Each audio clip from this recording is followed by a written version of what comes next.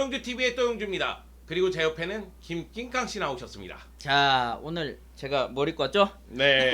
아, 오렌지 색깔이 야, 너무 아름답네요. 이거 입고 나왔으면 대충 오늘은 무슨 얘기 할란갑다 싶으실 거예요. 네. 네. A매치 기간이니까 네. 각국 대표팀에 대한 이야기를 해봐야 되는데 저희가 이제 일단은 네덜란드 음. 대표팀 이야기를 해보자. 국내 최정상의 네덜란드 전문가 아니겠어요? 최정상? 네. 최고의. 아, 최고? 아, 네. 감사합니다. 네. 아, 또 마다하진 않습니다, 또. 네. 야, 이쯤에서 그건 아닌데요. 이런 얘기가 나와야 왜 그래? 되는데. 그럼 내가 낑깡 대부라고 닉을 찍진 않았겠지. 알겠습니다. 네. 그렇기 때문에 네덜란드 대표팀이 이야기를 해봐야 되는데 네. 네덜란드 대표팀이 2018 러시아 월드컵 본선 진출에 실패를 했어요. 네, 못 나갔죠. 네, 사실 최근 들어서 메이저 대회에 자주 못 나가는 모습이었다가 유로 2020의 모습을 드러냈고 근데 2020대도 그렇게 좋진 않았죠. 네, 좋지 못했죠. 네. 그리고 나서 이번 월드컵 예선에서도 통과를 하면서 카타르 월드컵 본선 진출에 성공을 했습니다. 네.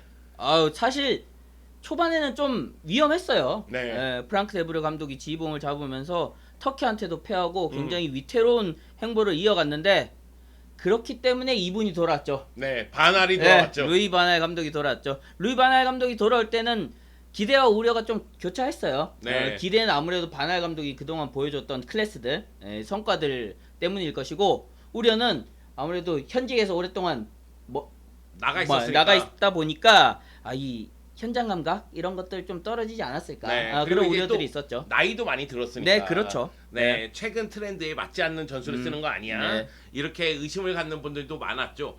루이 바날 감독이 온다고 했을 때 네덜란드 최고의 전문가이신 김낑깡 씨의 의견은 어땠습니까? 좋았습니까? 그렇게 반기진 않았지만은 아, 그래요? 왜냐하면은 아까 얘기한 우려적인 이런 면들을 좀 더 크게 봤거든요. 그렇지만은 현실적으로 봤을 땐 바날 감독 말고는 없다.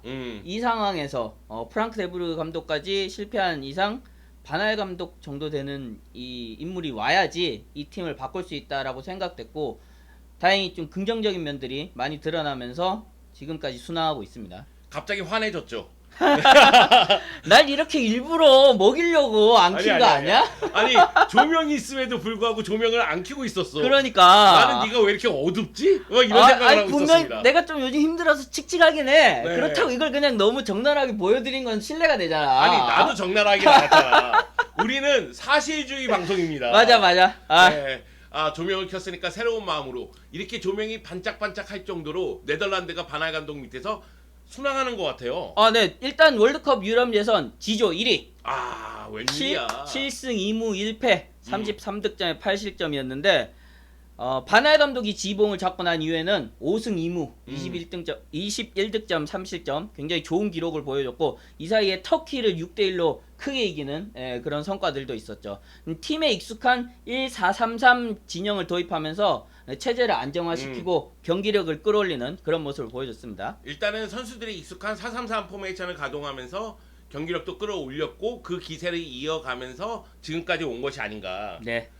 지금 경기력도 정말 대단하던데. 2022년 들어서는 좀 변화를 깨하고 있다라고 말씀드릴 수 있어요. 이전까지는 1-4-3-3을 썼다고 하면은 2022년부터는 1-3-5-2 이 전형을 새롭게 도입하면서 변신을 꾀하는 중이고요. 바날 3-5-2 하면은 2014 월드컵이 떠오르는데. 떠오르죠. 그때는 어떻게 보면은 좀 결과 이런 철학적인 이런 면들을 좀 내려놓고 실리주의, 결과를 노리는 그런 선택을 했었는데 굉장히 좋은 성적을 냈었죠. 네. 그렇지만은 이번에 1-3-5-2는 조금 다른 게 경기력도 같이 끌어올리고 있다는 거. 지난 3월에 덴마크와 독일을 상대할 때는 좀 상대적으로 빈틈이 많았어요. 네. 부족한 것들이 많다 보니까 이 대형으로 가는 게 맞나 이런 이야기들이 있었는데 이번 벨기에전 터졌죠.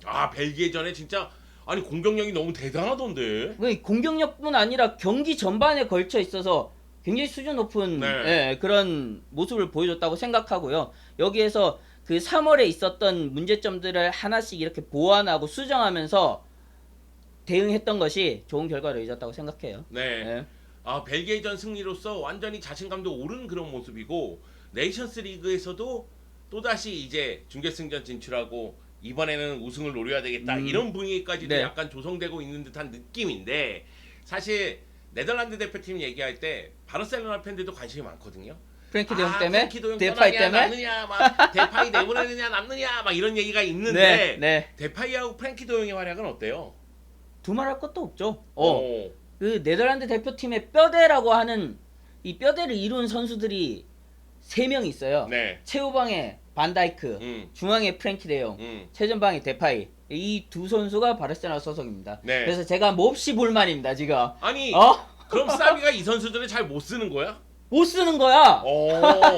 아니 물론 이제 못 쓰는 건 좀 약간 제 개인적인 감정이 실린 표현이고 네덜란드 혹은 이제 그 전에 아약스나 다른 팀들과는 다르게 쓰고 있다라고 봐야죠. 네. 근데 분명한 거는 네덜란드처럼 쓰는 것이 이 선수들의 능력을 극대화하는 데 있어서는 더 좋은 선택이다라고는 저도 생각은 해요. 네. 네. 자 이제 데파이, 프랭키 데용, 반다이크 모두 잘해주고 있다. 네. 중심축이 바로 섰다. 네. 그 외에도 이렇게 잘 나가는 원인이 있다면 자, 몇 가지를 얘기해 볼 수 있는데 일단 대표팀에서 절정의 기량을 보여준 베르바인. 베르바인 4경기 연속골, 4경기 5골. 우리가 아는 베르바인 그 베르바인 아닌데? 아닌데. 근데 대표팀은 오면은 굉장히 잘해요. 저는 초반에 약간 의구심이 들었어요. 이거 반짝하는 거 아닌가. 그리고 경쟁 상대들도 워낙 컨디션이 좋았거든요. 단유마라든지 혹은 이제 스타일은 다르지만은 포지션이 겹치는 노아랑이라든지 이런 선수들이 소속팀이나 챔피언스리그에서 굉장히 좋은 활약을 보여줬기 때문에 베르바인의 일의 활약 그리고 선택에 대해서는 좀 의구심이 있었는데 지금 결과로 계속 증명하고 있죠. 그러면서 자신의 폼도 올라오고 있고 경기력도 그리고 팀에 미치는 영향도 굉장히 올라왔다고 생각돼요. 네. 일단은 뭐 데파이가 해결사 역할을 해주는 가운데 베르바인이 득점 지원을 해준다면은 팀의 전체적인 득점력은 올라갈 수밖에 없죠. 네. 그런 측면에서 공격력도 올라왔고 그리고 프랭키 더용을 보좌하는 선수의 역할도 매우 중요할 것 같은데. 네. 항상 딱 정해져 있죠. 블린트. 음. 예. 이 블린트가 후방 빌드업에서 네덜란드 대표팀도 그렇고 아약스도 그렇고 굉장히 중요한 역할을 해요. 근데 다들 아시다시피 블린트의 이제 느린 발, 기동력이 항상 문제가 되고 바날 감독도 이런 약점을 최소화하고자 다양한 조합을 시도하고 있거든요. 지난 3월에는 말라시아를 윙백으로 쓰면서 블린트를 센터백의 한 축으로 내리면서 이 약점을 좀 보완하려고 했고요. 이번에는 블린트를 위쪽으로 올린 대신 네이선 아케를 3백의 왼쪽에 기용하면서 이런 문제점을 잡아갔습니다. 네. 네. 일단은 이렇게 잘 나가고 있다는 건 맞다. 음. 그래서 이제 월드컵 본선에 대한 기대감도 높아지고 있는데 조편성도 잘 됐어. 조편성 좋지. 어. 다들 옳다쿠나. 이거 그냥 1포트 아니야? 이런 얘기 네덜란드에서는 나지. 완전히 축제 분위기였겠다. 그렇지. 네덜란드가 카타르 월드컵 A조에서 카타르, 에콰도르, 세네갈과 한 네. 조를 이루게 됐습니다. 물론 이제 이들이 쉽다는 건 아니에요. 본선에 올라온 이상 모두들 이제 위력을 갖추고 있고 팀의 완성도를 더한 그런 팀들인데 네덜란드의 역대 월드컵 조편성을 봐봐요.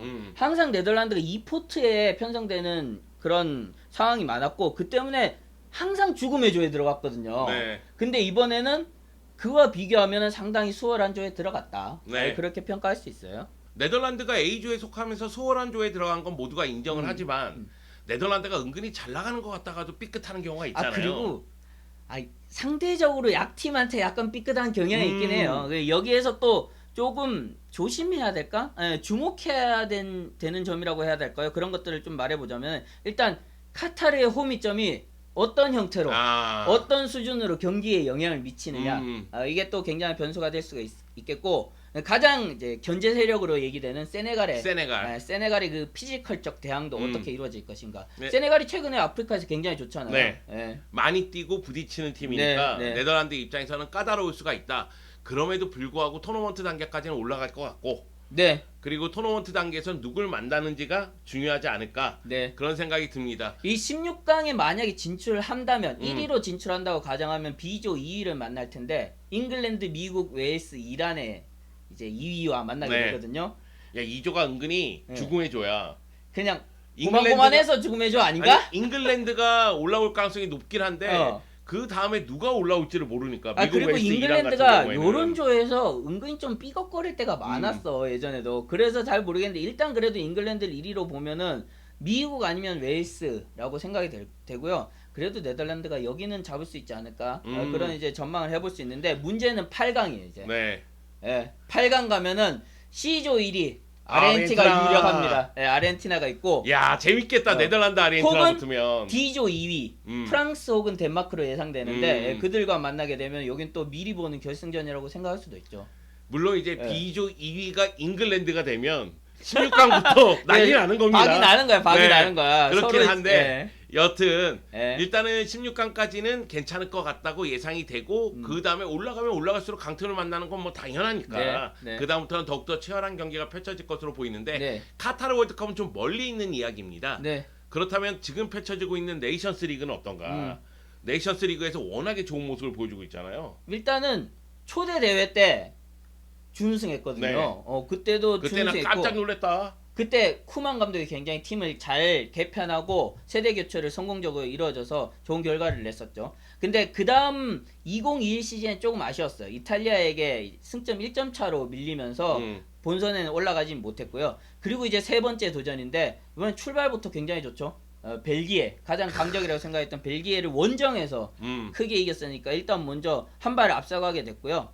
이제 요번에는 A매치가 4연전이 치러졌잖아요. 네, 4연전이요. 네, 그동안 이제 웨일스, 폴란드 다시 홈으로 웨일스를 불러들여서 싸우게 되는데 잘하면 여기에서 1위를 일찍 결정 지을 수도 있다고 생각돼요. 네. 벨기에가 그만큼 폼이 너무 안 좋지 않나? 예, 예, 그런 생각이 들고요. 그래서 그런지 몰라도 네덜란드가 만약의 경우 6월에 이 4경기 내에 조 2위를 확정 지으면은 9월은 조금 더 테스트할 수 있는 상황이 될 수도 있을 것 같고 네, 네. 그러면 이제 또 네이션스리그 준결승전에 올라가면서 누구와 경쟁을 펼칠지도 봐야 되는 상황이고 네덜란드 입장에서는 바날 감독도 그렇지만 지금의 요 기세를 월드컵까지 끌고 가고자 노력할 것 같아요. 네, 바날 감독도 좀 그런 생각을 하는 것처럼 보이는 게 이 네이션스 리그를 월드컵의 전초전으로 좀 생각한 것 같아요. 그러면서 아까 말씀드린 1, 3, 5, 2 완성도를 좀 높이는 데 주력하고 있고요. 여기에서 조금 말씀을 더 드리자면은 그 베르하이스를 일단 원래는 계속 우측의 공격수로 활용을 해왔는데 이 선수를 소속팀과 같이 측면에서 중앙으로 다시 옮기면서